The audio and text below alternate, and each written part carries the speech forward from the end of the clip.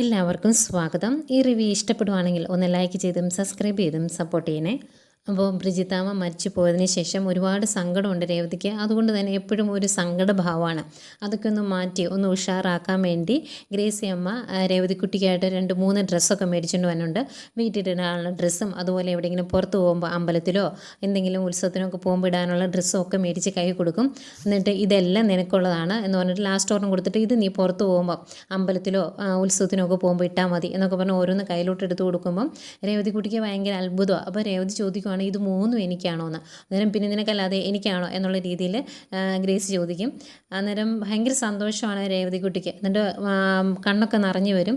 ഒത്തിരി സന്തോഷത്തോടെ അവൾ റൂമിലേക്ക് പോയി കഴിയുമ്പം ഗ്രേസി അമ്മ മാമച്ചായനോട് പറയുന്നുണ്ട്, കണ്ടോ അവൾക്ക് നമ്മൾ ഡ്രസ്സ് മേടിച്ച് കൊടുത്തപ്പം അവളുടെ സന്തോഷം കണ്ടോ, എൻ്റെയും കണ്ണ് നിറഞ്ഞു പോയി എന്ന് ഗ്രേസി അമ്മ മാമച്ചനോട് പറയുന്നുണ്ട്. പിന്നീട് നമ്മുടെ മനുവിൻ്റെ മുത്തശ്ശിയാണ് കാണിക്കുന്നത്. മുത്തശ്ശിയുടെ റൂം കിടക്കുന്നത് ആകെ അലങ്കോലമായിട്ടാണ്. ഒരു വേസ്റ്റ് ബാസ്ക്കറ്റ് അവിടെ വെച്ചിട്ടുണ്ട്, അതിന് ചുറ്റും വേസ്റ്റ് എല്ലാം തൂളി കിടക്കുന്നു.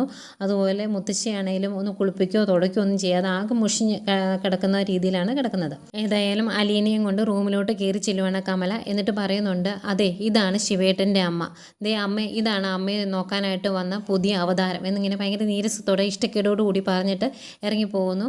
ആ റൂം കിടക്കുന്ന കാണുന്നതേ അലീനയ്ക്ക് ആകെ വിഷമം വന്നുണ്ട്.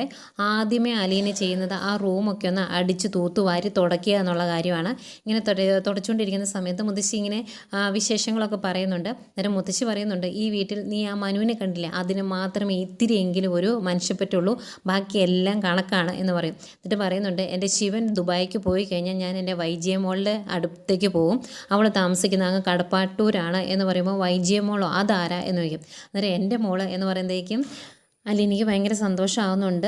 അത് കഴിഞ്ഞ് മുത്തശ്ശി പറയുവാണ്, എൻ്റെ മോളുടെ വീട്ടിലോട്ട് ചെന്ന് കഴിഞ്ഞാൽ ഞാൻ രക്ഷപ്പെട്ടു, ഏതായാലും ശിവൻ ദുബായി പോയി കഴിഞ്ഞ് കഴിഞ്ഞാൽ ഞാൻ അങ്ങോട്ട് പോകും എന്നിങ്ങനെ പറയുക.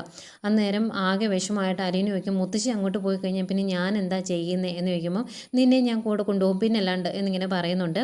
അത് കഴിഞ്ഞ് അലീന ഒത്തിരി സന്തോഷത്തോടെ ഇങ്ങനെ പയ്യെ അടുത്ത് വന്നിരിക്കുന്നിട്ട് ചോദിക്കുന്നുണ്ട്, മുത്തശ്ശിയുടെ മോൾ ഇങ്ങോട്ട് വരുമൊക്കെ ചെയ്യുമെന്ന് ചോദിക്കുമ്പോൾ പിന്നെ വൈജിയോ അവൾ വരും എന്ന് പറയുവാണ്. അന്നേരം ഭയങ്കര സന്തോഷമായിട്ടോ അലീനയ്ക്ക് ഒന്ന് കാണാൻ പറ്റുമല്ലോ എന്നുള്ളൊരു സന്തോഷം. പിന്നീട് നമ്മുടെ മുത്തശ്ശിയെ ശുശ്രൂഷിക്കുന്ന അലീനയെ കാണിക്കുന്നുണ്ട്. അലീനയ്ക്ക് ഇതൊക്കെ നല്ല വശമായതുകൊണ്ട് തന്നെ മുത്തശ്ശിക്ക് കൈക്കൊക്കെ വേദനയാണ് എന്ന് പറയുമ്പം കൈയൊക്കെ നന്നായിട്ട് തിരുമ്മി കൊടുത്ത് അതുപോലെ കുളിപ്പിച്ച ഡ്രസ്സൊക്കെ മാറ്റി എന്നാൽ ഒരു ചെറിയ ചന്ദനക്കുറിയൊക്കെ തൊടിയിച്ച് മുത്തശ്ശി നല്ല സുന്ദരി കുട്ടിയാക്കും. അതുപോലെ മുത്തശ്ശി മരുന്നൊക്കെ കറക്റ്റ് സമയത്ത് എടുത്തു കൊടുക്കുകയും മുത്തശ്ശിയുടെ കാര്യങ്ങളെല്ലാം ശ്രദ്ധിക്കുന്നുണ്ട്. ഭക്ഷണം വേണ്ട എന്ന് പറഞ്ഞാലും നിർബന്ധിച്ച് ഭക്ഷണം കഴിപ്പിക്കുകയും ഒക്കെ ചെയ്യുന്ന അലീനയാണ് പിന്നീട് അങ്ങോട്ട് കാണിക്കുന്നത്. അപ്പം മുത്തശ്ശിക്ക് ഭയങ്കര ഇഷ്ടമാവട്ടോ അലീനയെ.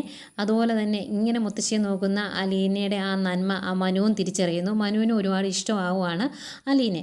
അതുപോലെ മുത്തശ്ശിക്ക് മനസ്സിന് ഭയങ്കര സങ്കടം, മുത്തശ്ശി മരിച്ചതിൻ്റെ സങ്കടവും ഒക്കെ ഉള്ളതുകൊണ്ട് മുത്തശ്ശി ഓരോ വിഷമങ്ങൾ പറയുമ്പോൾ മുത്തശ്ശിയുടെ തലയിൽ ഇങ്ങനെ കൈവച്ച് ഇങ്ങനെ പ്രാർത്ഥിക്കുന്നുണ്ട് അലീന. അത് കഴിയുമ്പോൾ മുത്തശ്ശിക്ക് ഭയങ്കര ആശ്വാസം. അങ്ങനെ മുത്തശ്ശി ചോദിക്കും, നീ എന്താ ചെയ്തേ, നീ എന്താ എൻ്റെ തലയിൽ തൊട്ട് പ്രാർത്ഥിച്ചതെന്ന് ചോദിക്കുമ്പം അലീന അതിന് മറുപടിയും പറയുന്നുണ്ട്. അതൊക്കെ ആയിട്ട് അവർ രണ്ടുപേരോട് ഭയങ്കരമായിട്ട് സിങ്കായി ഭയങ്കര സന്തോഷത്തോടെ മുത്തശ്ശിയെ നോക്കുന്ന അലീന, ആ നന്മ തിരിച്ചറിയുന്ന മനു. അതുകൊണ്ട് തന്നെ ഇനി ഒരിക്കലും അലീനെ ആരും കുറ്റപ്പെടുത്താനോ അല്ലെങ്കിൽ അവിടെ നിന്ന് ഇറക്കി വിടാനോ ഒന്നും പറ്റില്ല.